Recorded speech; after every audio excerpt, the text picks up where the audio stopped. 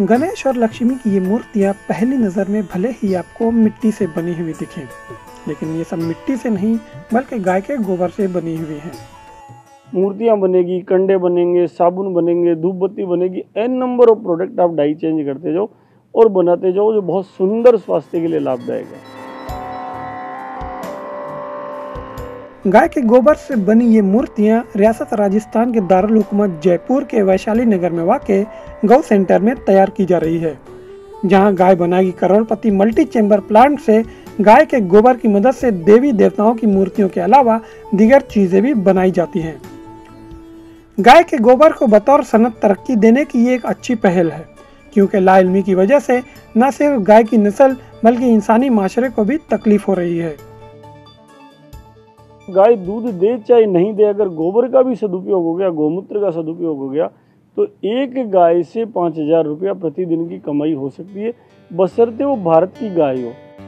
वहीं वजीर आजम नरेंद्र मोदी ने भी माहौल दोस्त मूर्तियां बनाने की बात कही थी, जिसके बाद गौ सेवक मिलकर इस पर काम कर रहे हैं और गाय के गोबर से बड़े पैमाने पर भगवानों की मूर्तियां बनाने का काम शुरू किया गया है। गोबर लाने के बाद में उसको, जो हमारे सामने ये मिक्सर पड़ा है, इस मिक्सर में मिक्स करते हैं और उसमें गोबर मिलाते हैं, गोबर के साथ मैदा लकड़ी मिलाते हैं, मैदा लकड़ी के साथ फेविकोल डालते हैं, फेविकोल के साथ में हम जोस पाउडर आता है वो डालते हैं, वो डालने के बाद में ये मिक्स हो जाता है। इसके बाद छोटी छोटी लोई बनाकर मशीन में लगाई जाती है और फिर इन्हें अलग अलग डाई व साइज के हिसाब से मूर्तियां और दीप तैयार किए जाते हैं। फिर इन्हें मुख्तलिफ रंगों से सजाकर पैक कर दिया जाता है। अगर दीपक की डाई है तो 1 मिनट के अंदर कम से कम 60 दीपक बन जाते हैं। ये जब भी प्रेस करते हैं तो 60 दीपक बन जाते हैं। अगर लक्ष्मी गणेश की डाई है तो 1 मिनट में कम से कम 10 से मूर्तियाँ तैयार हो जाती हैं। आधे 1 घंटे बाद फिर उसकी कटाई करके फिर उसको छंटाई करते हैं, फिर उसको सीधा रखते हैं, प्लेटफॉर्म पर रखते हैं, क्योंकि ऐसे तो उसमें मोड़ भी आ सकता है। पैक करने के बाद में वो एक जैसे दान पात्र हो या अपने घर में रखना हो या अपने पूजा घर में रखना हो, उस हिसाब से वो काम में आ जाए। दरअसल गाय के नाम पर राजस्थान में बहुत सी गौशालाएं चल रही हैं। अगर हर गौशाला में इस किस्म की मशीन लगाई गई तो गौशालाएं भी खुद कफील बन जाएंगी। सेल्फ डिपेंड नहीं होगी गौशाला, तब तक ये प्रैक्टिकल में सक्सेस नहीं होगी।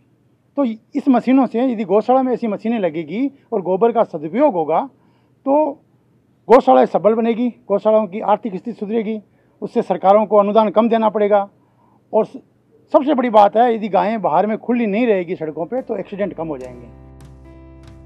लोग गाय को तभी बाहर छोड़ते हैं जब वो किसी काम की नहीं रहती। हकीकत यही है कि बेसहारा गायों को सहारा दे रही ये पहल न सिर्फ गोबर का इस्तेमाल करके गौशालाओं को आत्मनिर्भर बना रही है, बल्कि इससे गायों की हिफाजत भी हो रही है। इससे दूध न देने वाली गायों की अहमियत बढ़ेगी। इसलिए उनका हदफ है कि जयपुर शहर के 50,000 घरों में भगवान की मूर्तियां पहुंचाई जाएं, जबकि हुकूमत को भी इस तरह का इकदाम जरूरी है, जिससे सरकारी खजाने में भी इजाफा हो। Bureau report, ETV Bharat.